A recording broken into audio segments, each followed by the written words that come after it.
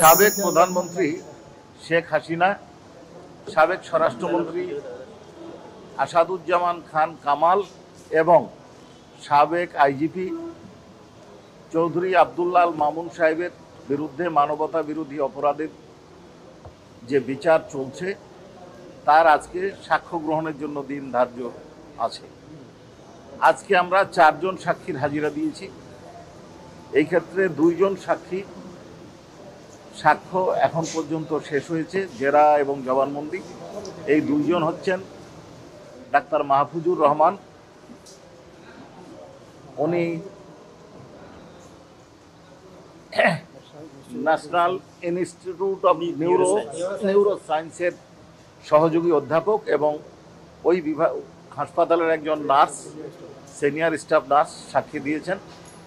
উনি কিভাবে জুলাই আন্দোলন চলাকালীন রুগী আসছিল, কাদের চিকিৎসা ওনারা দিয়েছেন, সেই রুগীদের কি অবস্থা ছিল, কি অবস্থা বলতে তার বর্ণনা দিয়েছেন। কারো বুকে গুলি ছিল, কারো পিঠে গুলি ছিল, কারো গলায় গুলি ছিল, কারো মুখে গুলি ছিল, কার মাথায় গুলি লেগে খুলি উড়ে গেছে। অপারেশন করেছেন, কারো গুলি বের করতে পেরেছেন, কারো গুলি বের করতে পারেন।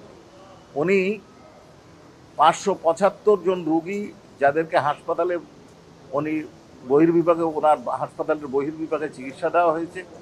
অনেকের ভর্তি করার দরকার থাকলেও ভর্তি করতে পারেননি রোগীর চাপের কারণে, সেটাও জানিয়েছেন। এবং 167 জন রুগীকে উনি ভর্তি করেছেন।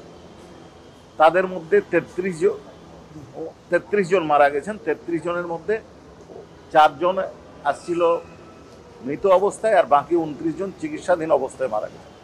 এছাড়াও 7 জনকে চিকিৎসার জন্য বিদেশে পাঠানো হয়েছে থাইল্যান্ডে, এটা উনি বলেছেন।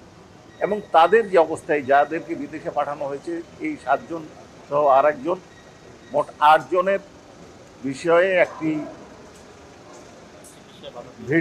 ভিডিও ক্লিপস 71 টিভি তৈরি করেছিলেন। এইটা উনি অনারেবল ট্রাইব্যুনালে প্রদর্শন করেছেন এবং চিকিৎসায় বাধা দেওয়া হয়েছে সেই বর্ণনাটা উনি দিয়েছেন। রোগী ভর্তি করতে নিষেধ করা হয়েছে এবং তৎকালীন পুলিশের ডিবি শাখা থেকে তাদেরকে এটা বলা হয়েছে। অর্থাৎ ডাক্তার মাহফুজুর রহমান সাহেব, উনি শেখ হাসিনা, স্বরাষ্ট্রমন্ত্রী আসাদুজ্জামান খান কামাল, তারপরে ওবায়দুল কাদের সাহেব, উনি অবশ্য একটু ওনার একটা প্রচলিত নাম বলেছিলেন, এবং তথ্য প্রতিমন্ত্রী মোহাম্মদ আলী আরাফাত, এই 4 জনের ফাঁসি দাবি করেছে।